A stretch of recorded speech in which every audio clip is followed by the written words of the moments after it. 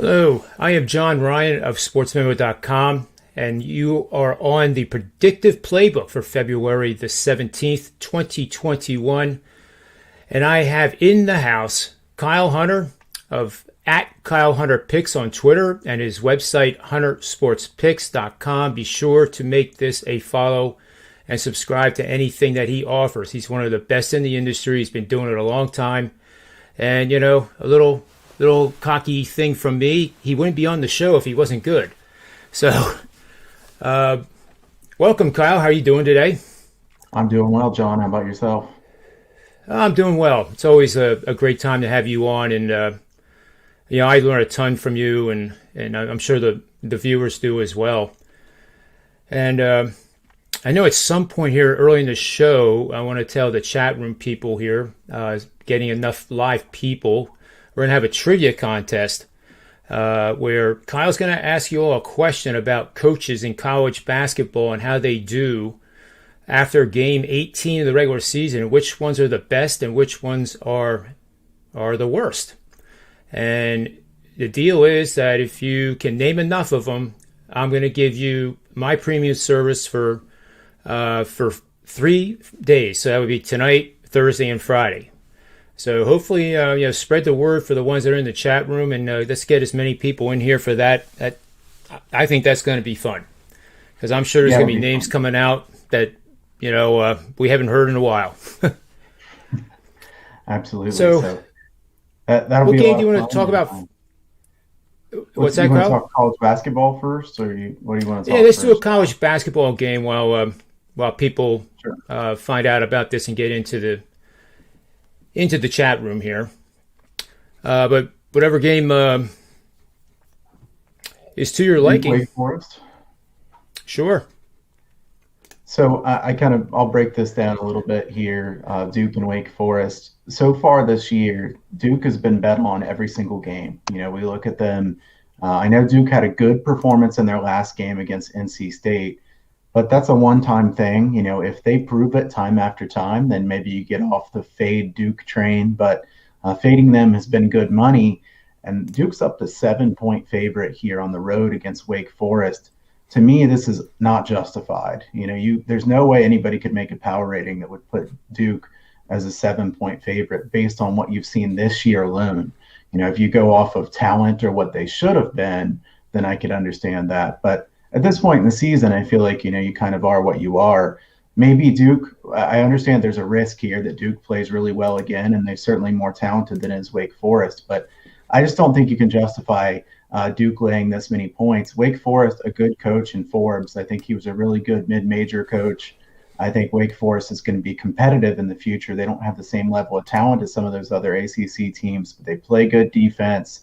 They will play good defense under Forbes. And they've kept a lot of games close here against some top teams they've played so far this year. And to be honest, Duke is not a top team that they've played so far this year based on the way that they've played. So, if you look at, as John has Haslametrics up here, this is a game where Duke has some edges, on the offensive end, but they're not massive edges for the most part. And we are talking about a road team laying 7 points. If you look at these Haslametrics edges, you wouldn't expect 7-point favorite. To me, this looks like a 4 or 4.5 point favorite.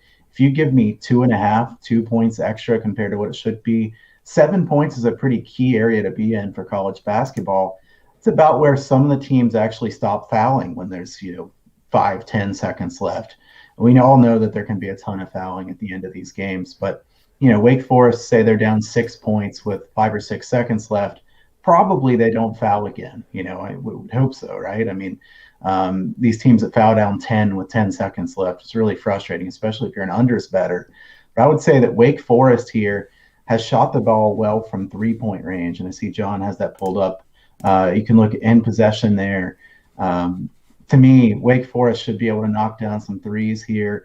Wake Forest also with some quick steals and scores, some freebies against this Duke team that is not taking care of the basketball very well. You give me a team that can do something like that, and you give me 7 points at home, I'll take Wake Forest here. Yeah, I agree with you. It's just been such a strange year with Duke, North Carolina not being ranked and playing each other, and that's the first time that happened since, I believe, 1964. If the Big 12 season finished today, it would be one of the worst finishes for Kansas in the last 20 years, certainly under the Bill Self regime. So, there's no reason to think, we always use that term that, I learned it on Wall Street, catch the falling knife. Mm-hmm. Your history, if you followed basketball at all, is Duke is a powerhouse. So when they go through a stretch like this, you want to think you're still thinking powerhouse. But as Kyle pointed out, they're not a good team. I mean, I was going to almost say they're a bad team, and perhaps they are. But whatever the reason is, I personally think, based on my numbers, that Wake Forest is actually the better team, and you have the home team that is better on both ends of the court. Duke is largely inconsistent shooting the ball, especially on the road. There's one thing that Haslam does a great job with down here. Let's see what it says. Home and away. Duke has performed better away from home this year than they have at home. So that actually supports them a little bit. But unfortunately for them, they face Wake Forest, who has played their best basketball this season in front of their home crowd. Well, not much crowd, but it begs the point. And right. At the end of the day, here I make no mistake about it. I think Wake Forest wins outright. I think Wake Forest has a chance to win this one outright too. And if you take a team that's +7, you have to bet something on the money line. I know, John, you do this as well. You take a team that's +5, 6, 7 in college basketball, you have to bet part of that on the money line, because if you really like them to cover a short-ish number like that, they have a chance of winning outright. And a lot of times that money line price is pretty nice. So I don't have it in front of me right now exactly what the money line is for this game, but it has to be. We can tell you. Yeah, okay. We can definitely tell you here. Let's get the let's go right here.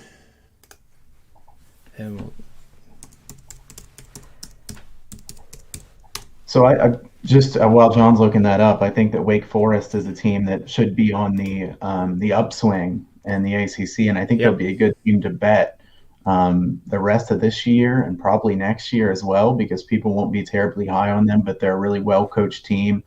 And Duke, to me, I don't want to say they're a bad team, but they're a bad Duke team, compared to what we expect out of Duke.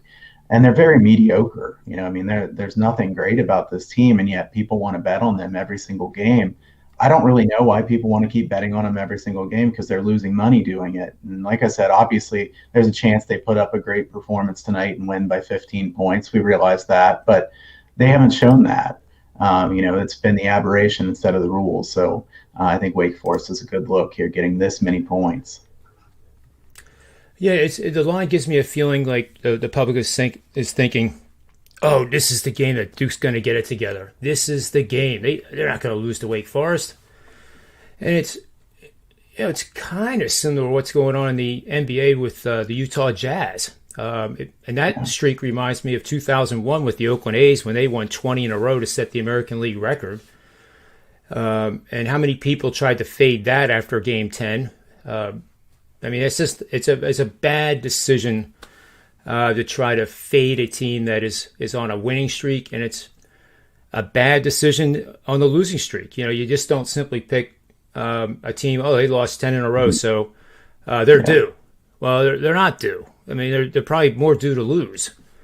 So I think that's a mistake over the years that I've seen a lot of new bettors, amateurs, call them what you will. I was there too 26 years ago, so I had that privilege of watching that Oakland A's game and that streak. And I actually will admit that from game 15 on, I was just head over and heels in love with betting against them, because I wanted to see them do the streak, but at the same time, I thought it was a golden opportunity, and it wasn't. And of course, game number 21, I did not bet against them, and that's when it ended. So lessons learned, So with the money line here, Kyle, we have. I see a +240, +235, +240 is what I have in some of my accounts. Yeah, it's got to be in there. So, I mean, you get up to, you're almost plus 250 here, and it actually might go up to plus 250. This might be one you want to wait on until right before the game, right? Because everybody wants to Yep. bet Duke. So, I don't know that the best price you're going to find is what's available right now. We see plus 240s a couple places, plus 237. I think you could catch a plus 250 here before this one tips off. We still got plenty of time before this one tips off. People, also, I'll make a quick point here, John, that a lot of people who haven't been betting college basketball now jump into it this time of the year because football's over. And they say, well, Duke, I mean, Duke, how easy is that win? Duke, they're a great team every single year. Duke's not what they've been in the past few years. So for people who have been paying attention to college basketball, you might be able to take advantage of something like that. Yeah, I can't agree more. And always keep in mind the end game that Kyle and I and a lot of people like to do. Now, this is potentially a game that Duke could come firing out of the gate and get up double digits. But then that's where you have the golden opportunity to get on Wake Forest. And honestly, I know it sounds like a crazy idea, but I like Wake Forest so much that if I could get the money line when Wake Forest would be getting, if Duke had a 10-point lead or just ran off 10 straight points, I would have to think the line would be approaching probably plus 11 if it occurred in the first 10 minutes of the game, which means then the money line would probably be approaching plus 450. But anything north of plus 400 on a live line tonight in the first half only, I think is an outstanding opportunity. Yes, it sounds like I think John likes this one about as much, if not more, than I do. So, I think plus 400, plus 450, if you get down something like that, is potential too, because, like you said, Duke has been inconsistent. They are going to have some stretches where they look pretty good, but they haven't shown that over the course of the game very often. So, that's my thoughts on that game. Yeah, yeah, good call.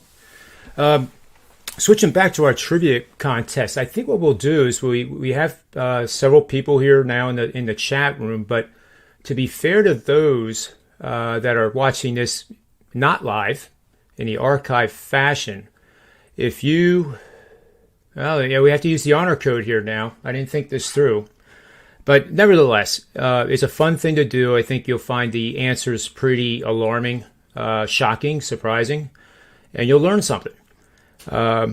So if you send me a direct message on Twitter or you send a direct message to Kyle, we'll collaborate them, and then we'll determine who gets the next 3 days free. So with that said, if you're live here, you can put your names in the chat room. I can see it, and we can make a listing of the live. In fact, we could give out 2 awards: the live show and maybe we only give out 2 days for the people that didn't listen. We'll figure it out. But why don't we do that now, Kyle? And you can take over and do the question. And by the way, this is a big shout out to Adam Burke because I'm borrowing an idea that Kyle had presented on his show over at ats.io, and sincerely, that's a tremendous show to watch. He has guests on every single day. I personally watch it. I personally listen to Kyle on Mondays because Adam's just a great guy, and you'll love the show. So make sure you go over there and subscribe to that one as well. So without further ado, Kyle, you got the mic. Yeah, so I want to say that the way we'll do this is money earned over time. So if you place a bet on this coach every single game all through the years, who has made you the most money or who has lost you the most money? So a coach that's 5-0 ATS is not going to show up here because it's such a small sample size. So we're looking at coaches who have made the most money, and this dates back from 2006 until today. So 2006 until today. And it's game 18 of the season on through the end of the year. So we're looking at coaches who coach their team up. They're playing their best at the end of the season. So that's what we're looking for here. And we're also going to do it the opposite way too, I believe, John, right? Where we do the worst coaches at the end of the season. So who has been burning money at the end of the season? I will say this one's a little bit more complicated for me to look at because a lot of those coaches that have been burning money are fired, and they probably deserved it, right? So a lot of Right. those guys are not current Yep. coaches. We're looking for guys who are currently in college basketball. I don't think it does as much good to try to look for guys who got fired 5 years ago. So we'll look at what do you want to say, John? The top five, top 10, active, something like that. Yeah, I think that's fair. It's a pretty difficult question because as we were talking before the show started, that there was one big name that is on the tip of your tongue. I just couldn't remember who it was, and then I heard the name and I was like, oh my god! I mean, of course. But I think this is a good thing to know because it's not just an exercise. We're not giving homework here, but by knowing who these coaches are, and better yet, if they get matched up in the conference championship or in the tournament, coaching is everything in the tournament. Not everything, obviously, but it's a much bigger factor, I think, in the tournament action where it's, there is no tomorrow if you lose. That's where coaching, I think, really becomes a much bigger part of the college basketball game.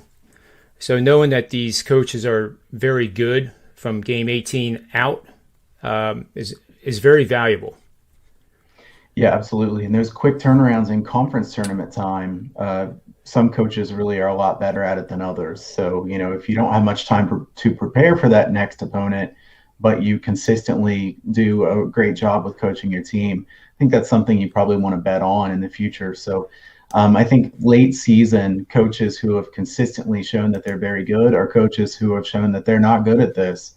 It's definitely something to consider if you're betting on these games. No question.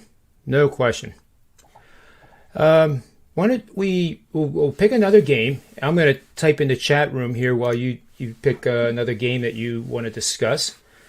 And I'll tell the chat room for the ones that are joining now, because people jump in and out all the time, what the contest is so they can see it, and then they can start responding while we're handicapping the next game. Yeah, that sounds good. Do you want it to be college hoops or NBA or? Your preference, whatever you want. Okay, so let's talk about your team in the NBA here real quickly, John. I don't have a really strong play here. I know you're a 76ers fan, so we see minus 10.5 on the 76ers and a total of 227. I have kind of a lean to the under in this game. I'm wondering if John leans the same way or if he has anything that goes against that. I have not bet this game yet. Like I said, John, beforehand, I don't love today's card, and I think that's okay for me to tell everybody that's here, is that I don't want to force a bunch of plays on something that I don't really like that much. I didn't bet very many games today, and some of them that I bet, the line has already moved quite a bit in my direction. Hopefully that CLV turns into some winners today, but Houston Rockets and the Philadelphia 76ers, I believe that Milton is injured, right? So Milton's going to be out for this one. Embiid is probable here. I know Oladipo is listed as doubtful for the Rockets. Now, the Rockets are not the same team they were before, and I think that's important to point out, is they're not this over machine anymore. They're not really that good offensively, and they're certainly better defensively than they were in the past when they had Harden or Paul, Westbrook, guys like that, and D'Antoni as their coach at that point. This is a team that's more of a defensive team, and they're not very good at offense. They also don't play that fast. So I have a lean here to under 227. John, do you have anything on this game? Yeah, I like the play quite a bit on the under. Houston is on a pretty big losing streak, and so is the Sixers. Doc Rivers has a history of in his coaching career that focuses on defensive effort to end a losing streak. The complete opposite of how the Nets would stop a losing streak. Their method would be to score 160 instead of 140. But defense is the key in basketball, no matter what era you talk about in terms of stopping losing streaks. So you have Houston on a 6-game losing streak, and they've lost all 6 to the number. They haven't shot higher than 42% in all of them, except for the last game at Washington, where they shot 47%. They also turned the ball over 18 times in that game. so their slower pace is kind of masking their poor ball handling because most of the time they have decent turnover numbers. On the Philly side here, 3-game losing streak with a what I would call an elite team, one of the teams in the top 5 in terms of win percentage, is an opportunity to bet them. But I'm not going to go in that direction because even the elite teams that shoot well, for example, Philly shot over 50% in their last 2 losses. That's not that eliminates any thought or possible bet on Philadelphia. So the under is definitely the play here, and there's some points here. Houston is 27-10 under after a combined score of 235 points in games played the last 2 seasons. So as Kyle said, this team is not the same as it was 3, 4, 5, 10 years ago. So I'm going to go with the shorter ones, which will, hopefully be a good description of what they are capable of doing in this game in terms of the under. So 22 and under in non-conference games last 2 seasons, 29-15 after allowing 115 or more in the previous game in games played the last 2 seasons. Philadelphia 31-12 in home games after a combined score of 235 points spanning the last 5 seasons.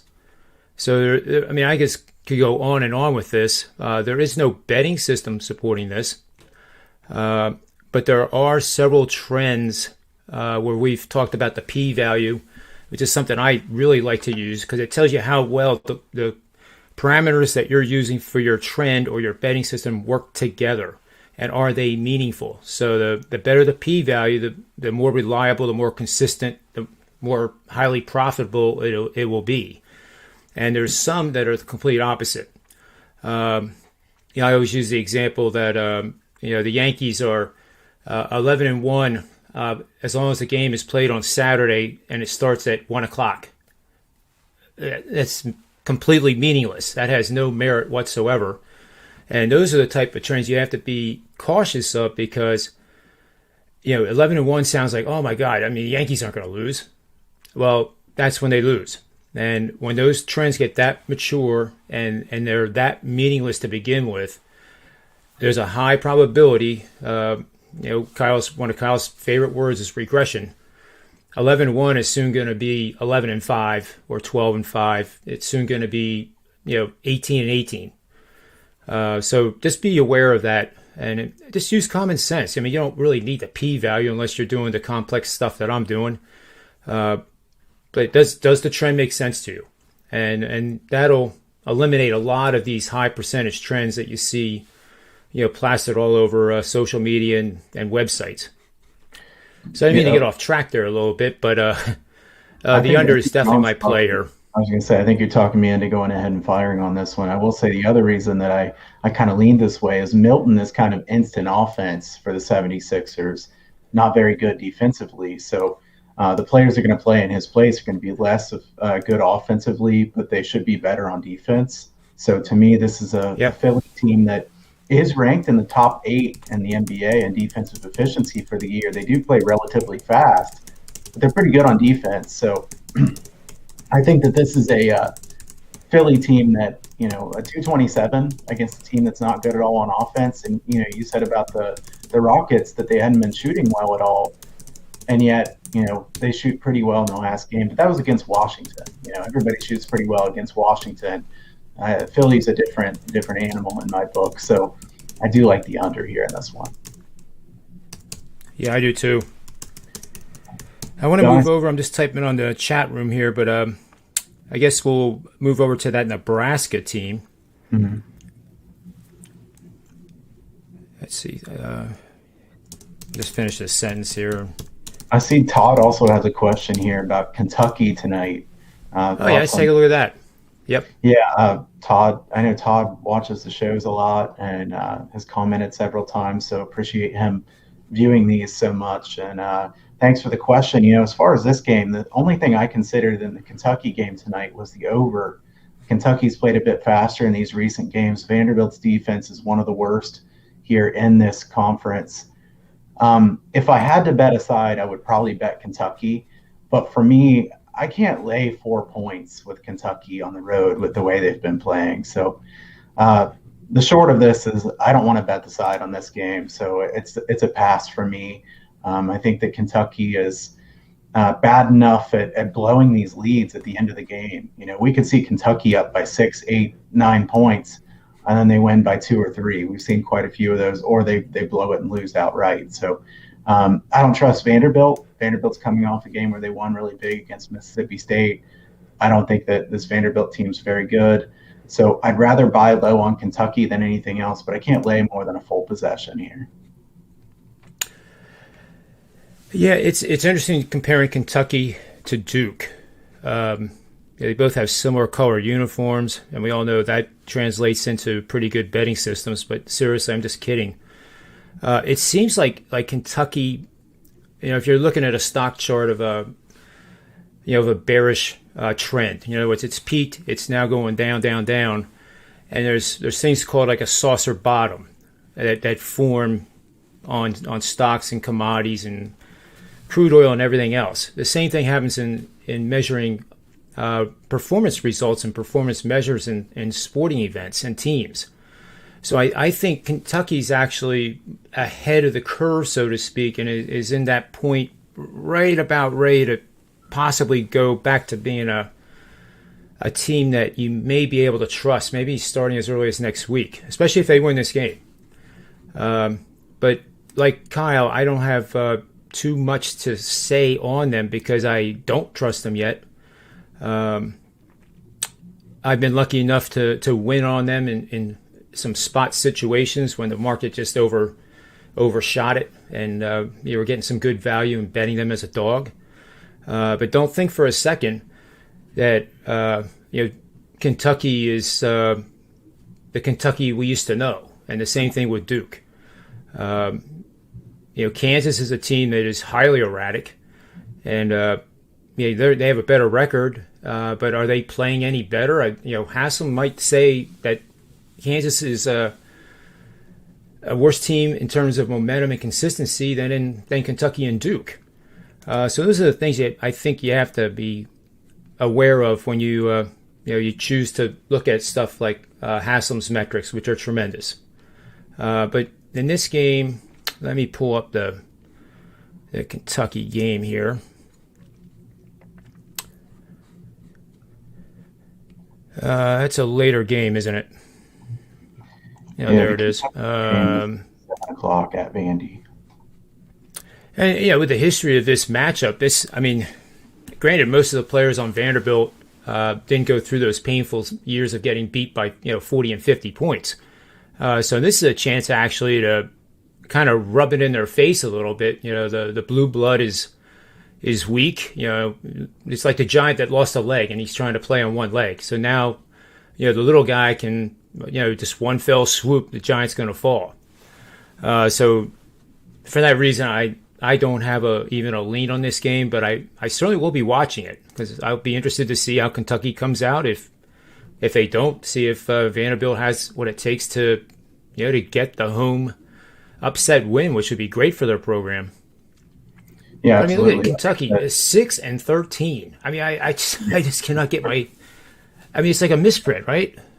Yeah, it seems like it certainly. Kentucky has played a tougher schedule than has Duke played. So, I could see where you would say at some point Kentucky could be a buy low candidate, but I can't lay points like this. If Kentucky's catching points and where you think they keep the game close, maybe. Can't lay points like this. Like I said, if I had to bet this game, I'd bet the over, but I'm not going to bet anything here. Yeah, I agree. So let's take a look at the Nebraska game. And this is a game that I also am pretty confident about, for lack of a way to describe. I say confidence. That doesn't mean that you should imply that, I'm saying that it's a lock and it's going to win, because I hate the word lock. There is no such thing. If you ever do go over to Sports Memo and Wager Talk, What I like most about that is there's no hype. No one handicapper over there can give out more than 8 top-rated bets, and they're not called games of the month. They're not called games of the year. They're called best bets, and they're by percentage. So 3, 4, 5%. And I encourage all of you to take a look at that method of money management. People make too much of money management. It's not like you're managing a portfolio of stocks for Vanguard. You're managing a bankroll, and it's focused on sports opportunities. So 3% simply means that if you have a $10,000 bankroll, you're going to bet 300 on a 3%, 400 on a 4%, 500 on a 5%, and you will not deviate from that discipline. If you do that, you have a much better chance of being successful in this endeavor than if you don't. So I was in the pulpit there for a little bit, Kyle, preaching. So I apologize for that, but both of us have a desire to help people first and foremost, and try to bring out the dangers, the danger signs. Such as I've had so many stories where, I could have had a tremendous afternoon from 5-1, say. And then on a Saturday, and then Sunday when the NFL comes up, I get a message saying, "Oh God, I need a winner bad." And I'm thinking to myself, like, I just went 5-1 for you. Well, what happens is that night, whether it's too many IPAs or too many whatever, they try to make more and more and more, and that's another lesson that you just turn off the TV if you have to. Just never force a bet. Go to the mall with your wife and buy her something. I mean, I don't know what else to say. Mow the yard. So anyway, better investments. Go ahead, Kyle. I think real quick, as soon as you hear somebody say lock or game of the year, I mean, you hear some people say, "Oh, this is the biggest bet of my life. This is the game of my lifetime." Stuff like that is a good reason to turn off that person. We don't want to hear what that person thinks, because as soon as they start saying game of the year every single day, as soon as they start saying this is a lock, there's nothing that could go wrong here. John and I wouldn't want to have anything to do with somebody like that, right? Because, I'm pretty sure, John, if you brought somebody on here on the video and they said, "Here's your lock of the night, it can't lose," you wouldn't want to have them back the next time. No. And unfortunately, there's plenty of them on YouTube and other platforms. And I'm not saying that you shouldn't listen to them, but that method of money management is bad. That's a recipe for losses. And, even with the Super Bowl, it's just another game. Now, granted, I'm sure, seeing for myself, and Kyle probably did the same, we play some prop bets, but, those prop bets are 10% of a normal size bet. So even if we had 10 of them, that's like a bet on the Super Bowl, side or total, and then we had 10 prop bets. That's like making 2 bets on any given day. And that's how it should be approached, in my humble opinion. It's been the most successful for me. So now we're looking at Nebraska, I think, right? Nebraska, Maryland, yeah. It's above that. Nebraska here plus 10.5. Maryland. This is a back-to-back here in the Big Ten, which we haven't seen very many of. It is, yep. Yesterday. First time since 1946, I think, that this has occurred for Maryland. Interesting.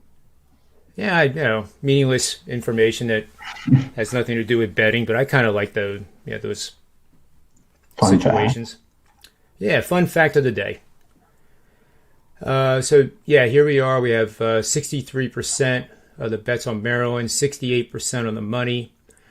Earlier this morning when I was looking at this, it was at 11, and I still like it at 10.5. I don't think it's going to dip below 10. So with that said, I'm going to pull up the sheet here, and this is a game that you sprinkle a little bit on the money line just in case. Now, as I've said so many times on these shows, with dogs that I have labeled as power dogs, that I believe if everything goes right according to the machine learning applications and projections are reasonably close to what the box score is, I'm going to win against the spread.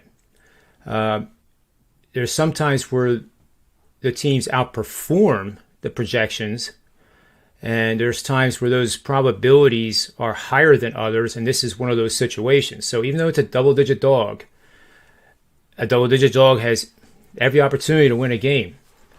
Don't ever think that they can't. In fact, in college football, and of course I never know when this happens, and Kyle has had this experience too, that there'll be a dog of 20 or more points that I put out as a best bet that'll win the game. Sometimes, I do say sprinkle, and other times I wish I would have written sprinkle. But there's at least one every year, and for seasons, if I remember my query from the database, it happens an average of about 3 to 7 games a year in college football, where a 20-point dog wins. And you would never think that in a million years. At least I wouldn't if I didn't know it. But this past year, it was actually a 27.5-point underdog that won. And it was some team from Louisiana that beat Florida. So, you just never know when it's going to happen.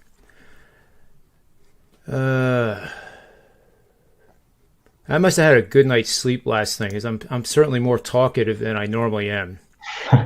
Yeah, I wanted to say, John, here real quick. I like Nebraska plus the points as well, and I don't know if the viewers know this or not. But this game was tied last night with 7 minutes left in the game. It was 44-44 with 7:30 left in the game, and then Maryland goes on a big run, wins the game by margin, covers the spread. 14-point win, and it looks like it was kind of an easy win. That wasn't really the case. And now you get a team with this quick a chance at revenge. I have to back the team that was that close the day before getting this many points, because, this is not likely to be a terribly high scoring game. Maryland's games are usually not terribly high scoring. So, and we see that with the total here of 134, 134.5. I see it's, I think that's a fair total for this game. So, how many does Maryland have to score to cover this number? I don't think Maryland's very efficient on offense, so I like the plus 10.5 as well. Yeah, it's interesting looking at the Cornhuskers record, 5-13. I think that's what Kentucky is, and I still can't get off that Kentucky thing. But Nebraska is 1-10 in the conference, but they're in the Big Ten, and granted, they may be the worst team in the Big Ten, but that doesn't mean they're a terrible, terrible team. It would be interesting to see what Nebraska would do against Duke and Kentucky. Quite frankly, that's kind of an interesting little sidelight there. It'll never happen this year, but the only concern I did have with Nebraska, I see they're playing their 7th game in a 12-day period. In a non-COVID season, that would be a bigger concern, but everybody's had, starts and stops. We just saw last night in hockey, the Devils played their first game in 17, and the players, even at the college level, are used to it. There's playing on back-to-back nights against the same team in the same location. Okay, we'll play. So I actually think Nebraska here will show up and look to finish the game, just like Kyle said. Teams that are underdogs of 10 to 19.5 points. So I divide them up, 0 to 9.5, 10, 19.5, 20, 29.5. So in this range of 10 to 19.5 points, you're going to play on underdogs that have gone under the total by 18 or more total points in their last 3 games combined, and are facing an opponent, in this case Maryland, after going under the total by 30 or more points in their last 5 games. So that's one that has done well at 65% over the last 5 seasons on 170 plays. The p-value is neutral. It doesn't mean it's bad. It's just neutral compared to some of my other more powerful systems, but it's valid. The reason that the p-value is neutral is I have one parameter that's 18 or more points total last 3 games. So that means 6 points per game. And then I go to a 30. Well, actually, I take that back. I do have it right. 30 or more points total in the last 5 games. That's 6 per game. It's just the difference of the number of games that reduces the value of the p value. If I was using 5 games against 5 games, that would be totally different. That would be better. But yeah, Nebraska here, and a sprinkle on the money line if it's available. I don't even know if there. Let's just see if there is one.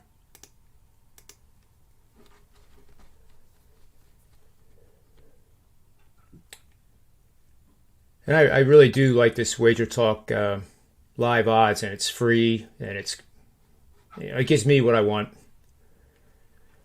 Did I go past it, Kyle? No, it's right there. It's about plus Right there. 500 there, almost. Wow.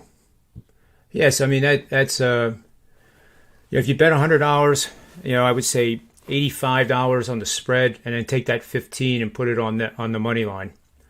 Yeah. It may not work out tonight, but if you do that over the course of a season, you have a really good chance of adding even more money and profits to your bottom line by doing it. So, Kyle, I'm going to be a little quiet here, and I'll let you do another game if you have time for it. I was gonna say I gotta get going. I gotta pick up the kids here. Okay. Yeah, no, we just ran it over, so I certainly apologize for talking so much, but that's okay. No, it's as far as the contest here. If you want to send me a message at Kyle Hunter Picks, send John a message. You could also reply to this on Twitter, wherever, and we'll check it out and get back with you guys. Hopefully, some people can come up with this, and also, we're like you said, honor code here. Let's try to be honest about this and not go find the information. Yeah, and if you use a resource, just say you use the resource, and we'll take it into consideration. But it's more fun to try to think it through. Do it by conference. There's one in the Pac-12 I think that everybody probably should get, because I actually didn't, and it killed me that I didn't get it. But again, thanks to Adam Burke and Kyle on their show, which I was listening to. I heard this and I thought, what a cool thing to do. So we did it, and it's been fun. So I guess that's it, Kyle. Till next Wednesday, we'll be seeing you every Wednesday at the same time. And thanks for everybody that's been watching these shows. We're growing by leaps and bounds, and really appreciate it. So have a great night. And for those in the Midwest, just keep safe. And we know you're getting more ice and freezing rain. Here in the Northeast, we're used to it. You're not, and it's very dangerous. So do everything you can to stay safe during this time. And by the weekend, it'll be all gone from what the weather forecasts are projecting. So for the Predictive Playbook, I'm John Ryan. We'll look forward to seeing you tomorrow afternoon.